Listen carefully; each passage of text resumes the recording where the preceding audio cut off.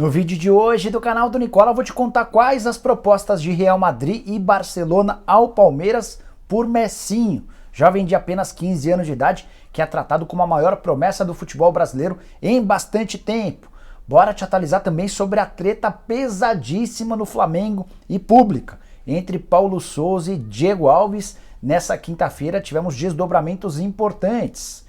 Formação relevante no Corinthians, que decidiu colocar um ponto final nas negociações com o Internacional por Bruno Mendes. Já o São Paulo faz uma força-tarefa na tentativa de recuperar Rigoni. Vou dar detalhes sobre essa ação. Tem ainda as últimas do mercado, a tentativa do Cruzeiro de renovar o contrato de Paulo Pesolano e muito mais você não perde por esperar. Antes de passar todas as informações, deixa eu só me apresentar. Sou Jorge Nicola, jornalista esportivo, trabalhando no meio desde 2000. Passagens por ESPN, Diário de São Paulo, Rádio Bandeirantes, Bradesco, Esportes FM. E a ideia por aqui é deixar você super bem informado sobre as coisas do seu time do coração. Para não perder as últimas do mercado, bastidores, transferências, finanças e muito mais, é só clicar no botãozinho vermelho de inscreva-se, beleza? Contar que todo esse conteúdo é um oferecimento de sportbetbr.com, casa de apostas esportivas que sempre prepara as melhores cotações para vocês. Nessa quinta-feira temos 3 jogos relevantes. Santa Fé e Fluminense, jogo da Sul-Americana, e a vitória do Fluminense paga R$ 2,66 para cada real apostado. Temos também São Paulo e Wilstermann, jogo no Morumbi, de um brasileiro e um boliviano, também pela Sul-Americana. Minha sugestão é para você apostar em mais de 3 gols. Essa aposta garante R$ 2,14 para cada real apostado. Para completar, Guarani e Vasco, jogo da Série B, em Campinas, R$ 2,85. Uma cotação bem legal para você em caso de empate. Para não ficar fora dessa e de outras apostas bem simples, pega o link que eu vou deixar no comentário fixo, faz seu cadastro e começa a apostar agora mesmo na sportbetbr.com, beleza? Bora começar com um giro de notícias e a primeira informação é de que o Wolverhampton, da Inglaterra, mandou um representante para assistir ao confronto entre Red Bull Bragantino e Estudiantes. Partida da Libertadores da América, o jogo aconteceu no Nabi Abichedid, em Bragança Paulista, tudo para que esse observador pudesse analisar de perto o Renan, zagueiro que pertence ao Palmeiras e está emprestado ao Red Bull Bragantino até dezembro. Contrato de empréstimo, não há qualquer valor fixado para a compra do jogador.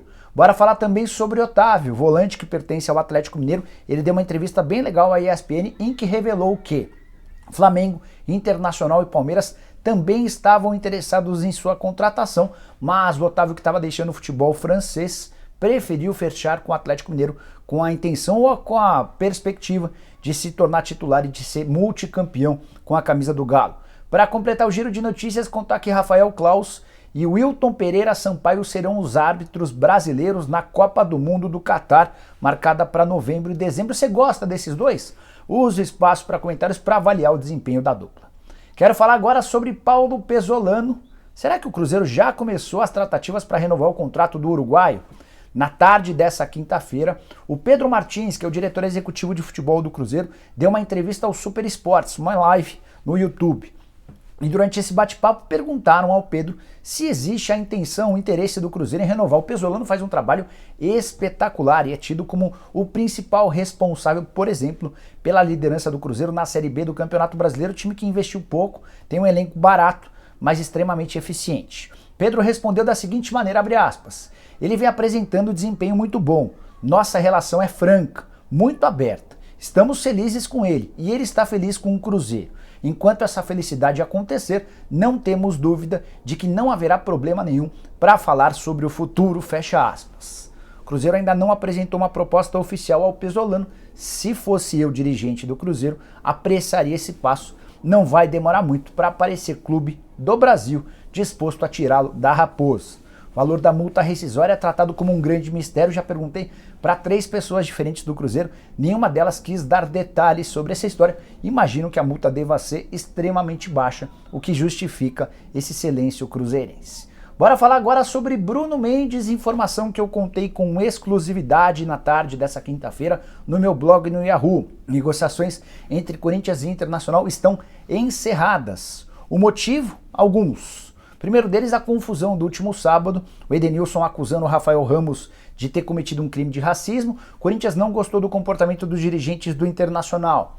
Além desse episódio, As tratativas em relação a valores também andaram complicadas. O Inter tinha feito uma primeira proposta considerada baixa, o Corinthians ofereceu ou fez uma contraproposta de 3 milhões e meio de dólares por 30% dos direitos econômicos. E durante o fim de semana o Internacional, ao que parece, deu uma rateada, não gostou desse valor e sugeriu um outro, menor.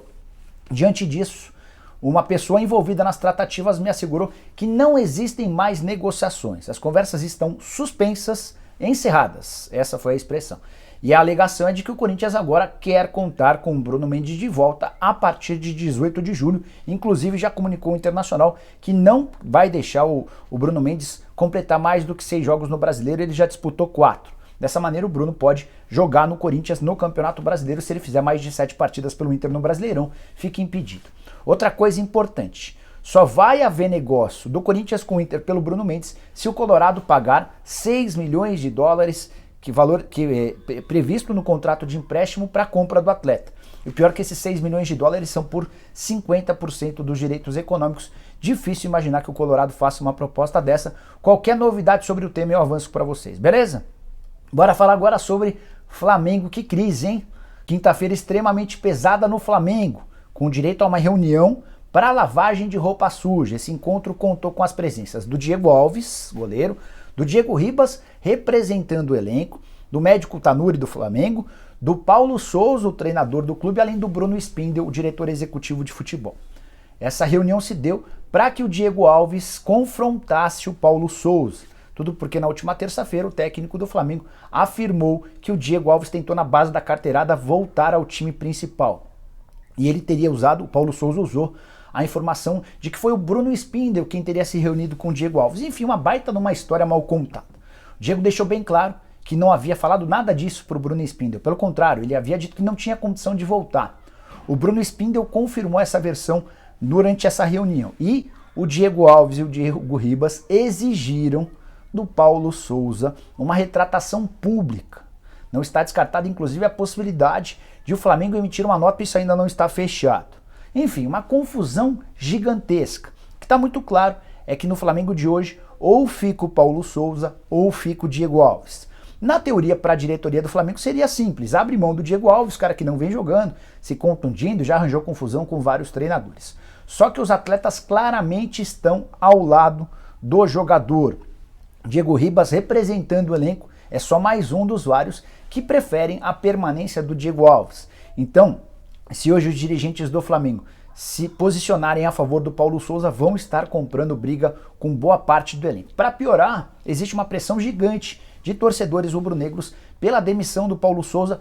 O técnico português conseguiu mais uma confusão para si. Depois do 3-0 na última terça-feira contra a Católica, era para a quarta e a quinta-feira serem dias calmos. Só que foi ele quem criou essa história, e o que pega também toda essa confusão foi trazido nessa quinta-feira pelo Eric Faria, repórter da Rede Globo. Ele, em participação no Sport TV, afirmou que o Fred Huber, outro jornalista do Grupo Globo, teria feito a pergunta ao Paulo Souza sobre a situação do Diego Alves depois de alguém passar a informação para ele de que o Paulo Souza queria falar sobre o tema.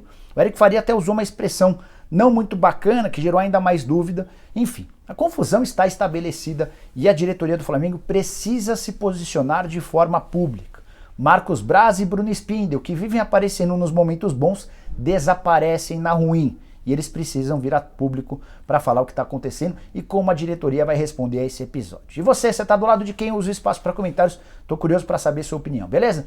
Bora falar agora sobre o São Paulo e a força-tarefa que foi criada internamente para recuperar o futebol de Rigoni.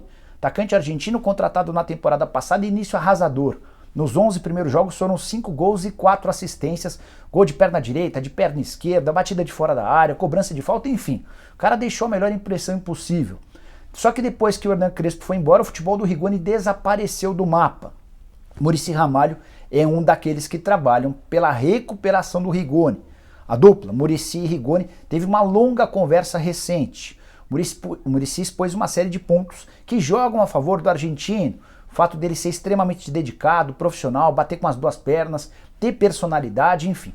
O Muricy, inclusive, na última segunda-feira, na última terça, quando participou do programa do Nicola, chegou a falar sobre esse tema e eu separei esse trecho da entrevista, abre aspas.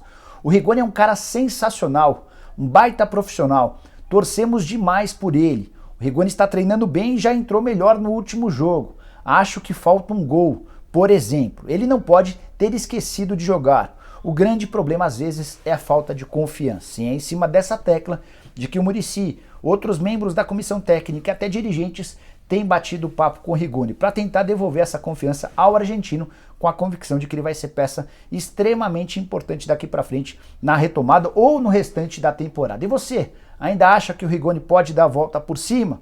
Use o espaço para comentários e comente, beleza? Bora falar sobre informação exclusiva, mais uma, hein?